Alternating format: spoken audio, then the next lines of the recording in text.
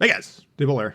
Today we got a first look at the British carriers. We're in the Tier 5 carrier Furious. We got Denny Boyd running the show there. Inspirations, one of them, I believe, affects the regeneration time of the planes. The other one, the actual flying speed of the planes. You know, both of them event commanders. Tears of the Desert domination mode game. Now, I want to talk about how to have a big impact on the game as a carrier. Now, someone on my lunch break today, someone was talking about a post from the community managers of Wargaming, basically implying that, you know, maybe the carriers aren't designed to be doing huge amounts of damage. I'm assuming they were responding to a complaint or multiple complaints about these carriers maybe not doing that much damage. But the implication was the real power of the carriers always has been their ability to spot. You know, that's kind of the eye of Sauron in the sky. It's why they're kind of annoying to play if they're training their attention in your direction. Then they're negating one of your main ways to defend yourself, which is utilizing your ship's concealment and the vision game. Okay, so by utilizing this vision, we want to have a big impact early. What do we want to do with that? Well, spotting the ships, of course. That's what we're doing. To start with here, we want to spot a bunch of the ships, let our team know the lay of the land. But immediately thereafter, we want to find destroyers, keep them spotted, and hope to God we got teammates that are actually going to shoot destroyers, okay? That's how you're going to have a huge impact. All the destroyer players that play the game know this. If a carrier player knows what he's doing and he decides you're going to die, and he's blessed with teammates that are actually going to shoot at you, the destroyer, you're in trouble. Okay, it's very hard to withstand that. Now, initially we scouted C, and we saw the 3 ships that spawned there. We're not traveling there. We can see a destroyer coming in now at this point. But I was looking at my team's deployment. You can see one of the destroyers almost got to C, turned off, and now he's going back the other direction inexplicably. And then we got a cruiser, destroyer, and then a heading into sea, and then a battleship also leaving the area. So initially it looked like we had a strong overload on a cap that was going to be basically given to us. The team does not recognize the situation and they begin to flub this. So even though we have the destroyer that was heading into sea, and I'm thinking to myself, should I spot him? Not getting a lot of strong sense of reliability on that flank. So we do notice there's another destroyer spotted over here. Onto A, we're going to be using the speed of these planes to get over there and help deal with it. Initially it was a Farragut, and you can see there's a big smoke cloud deployed by the Farragut, and now we got a Fubuki as well. So we've got 2 destroyers huddled together, and we're going to be just basically flying over them. We'll attack them. We'll try and hit them with our own damage dealing capabilities, but keeping them lit to the best of our abilities is the best play that we can make as a carrier. Okay, we have the advantage of basically being able to spot these guys at will, and once they've used their smoke, they can't do anything about it. And once again, we have to hope that our teammates are semi-competent and they understand the importance of shooting destroyers. Not always going to happen. There's nothing you can do about that. There's just some games you lose the minute your team composition is determined randomly by the game. It's just the sad state of affairs here. We are attacking basically the AA fire here. Now, I believe I heard someone mention that they caught wind that developers were talking about being able to turn that AA off. I think that would be a strong play for the destroyer to be able to make, because even though we didn't hit him in that instance, you could potentially be doing so. And with these British HE bombers, we got the carpet bomb, and you can see how big the aim reticle is there. It makes it easier to hit those. So hopefully they will allow us to turn off the AA fire as destroyers whenever we want to, because that's basically one of the easiest ways to spot them. All right, note the situation now. 3 destroyers on red team, all of them at the bottom of the ocean. All right, so we did what we could do there to help spot those destroyers, help counter them. Luckily, the guys on C did take out that Sub that we kind of saw early in the game, but didn't choose to deal with immediately. And then the Fubuki and Farragut were quickly dispatched by good teammates that were countering the destroyers. So the game is looking pretty strong, okay? And you can see we got 2 caps. We're even flipping their home cap, which is disastrous for them because that's taking away their source of income and putting it in our own pocket. We're getting that income that they were starting the game with. So that's going to be a big problem. And the teammates are getting back into the mindset of attacking A as well. So we're actually going to be up 4 caps here. This will be a classic example, which there are infinite examples of this concept in this game. But if you ignore the caps, you ignore them at your own peril, and especially your win rates peril, because you cannot reliably win games where you're conceding caps, let alone all the caps. So poor strategy. We got black hold, red team back here, but we've kind of accomplished the two opening stanzas of the carrier, right? We spotted the team generally, just trying to spot as many ships as we can. And then that's a very short phase. Then immediately thereafter, we attacked the destroyers, tried to keep them spotted as best we could, and those are all gone. Now, our role transforms once again into more of a game manager.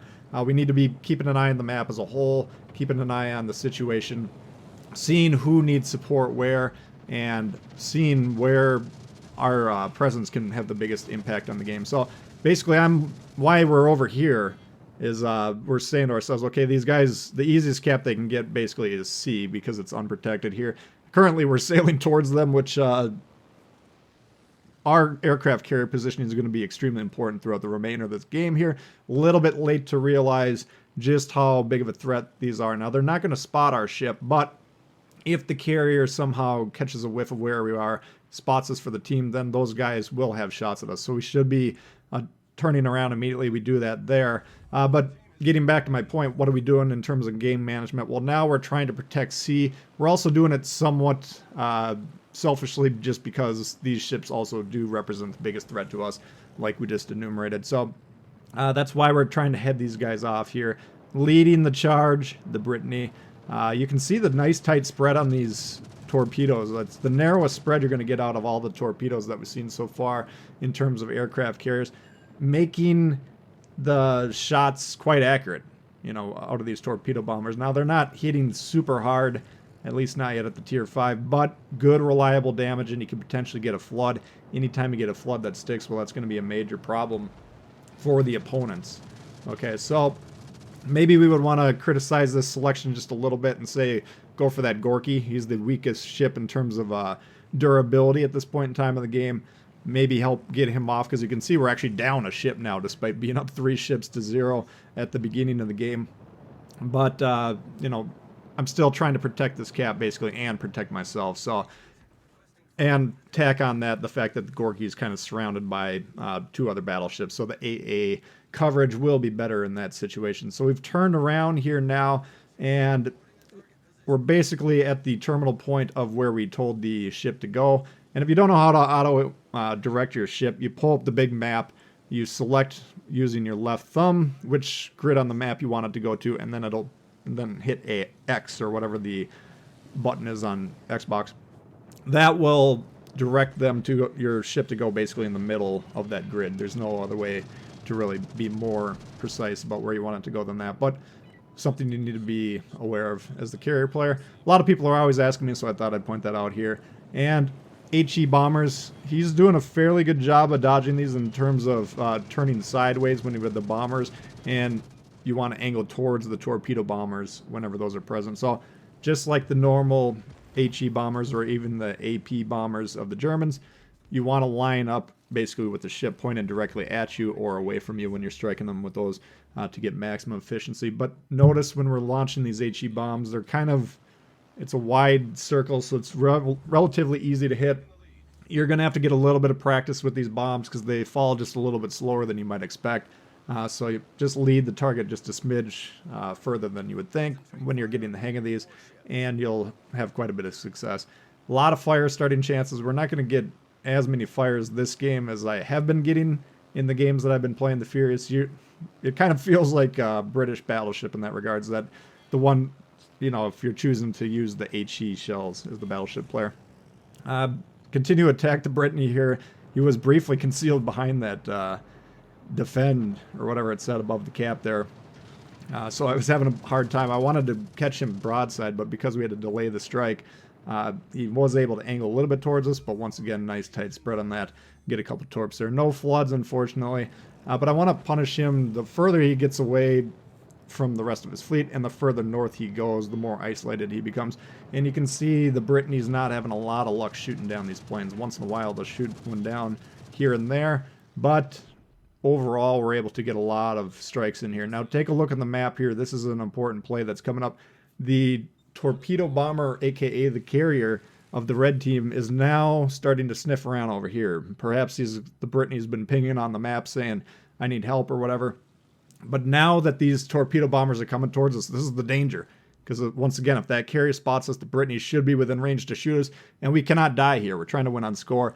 So we're going to go ahead and make sure we line up in between the incoming flight and our carrier. Drop the planes. I did it about 2.5, 3 kilometers in front of those planes. I'm not 100% sure how long they take to be effective. Now, I've recently had a game where I noticed, as a battleship player, I launched the fighter plane and immediately shot something down, even though the animation hadn't displayed the planes actually taking off yet.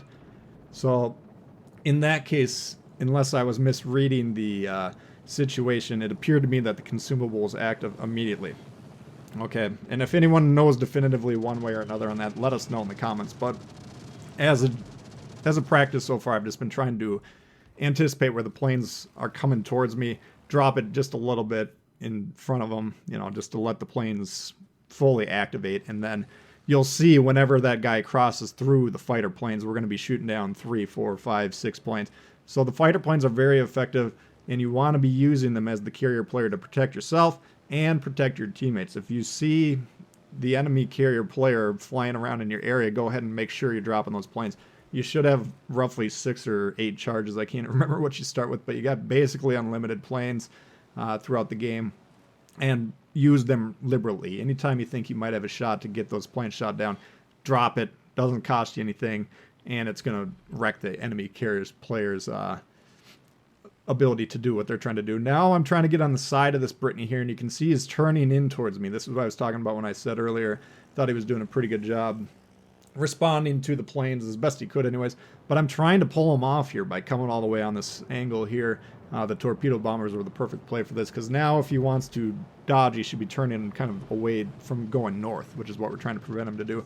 He finally elects to go the other way, but he's going to turn hard, and he's going to wind up going in between these islands here. So we're just trying to disrupt what this guy's trying to do, which is kill us and move into B. You know, you can see red is now responding to the cap game, but also check the score. We're only about 30 points away from winning here. So just tying this guy up. We did take 1 or 2 shots. I don't know how many times we got hit, but luckily, you know, we were able to kind of disrupt them. And once again, even though red, if they had 5 more minutes, 10 more minutes, they would probably sink all of our ships before we would sink them. They didn't play the game with the intent to win. They were just playing battle or team deathmatch, and it cost them the ability to win this game. So hopefully, you know, I don't consider myself a world-class carrier player by any means. I don't play the class that much, but I've played in plenty of games where they're in there, and I've thought about carrier strategy plenty. And this is basically what I want them to do, you know, find and help kill the destroyers by spotting them, and then kind of move into the game manager mode from there. So that's a look at the Furious for you guys. Hopefully you did enjoy it. If you did, please hit the thumbs up. New to the channel, consider subscribing. Questions, comments, leave below. Love to hear from you, and we'll see y'all later. Peace.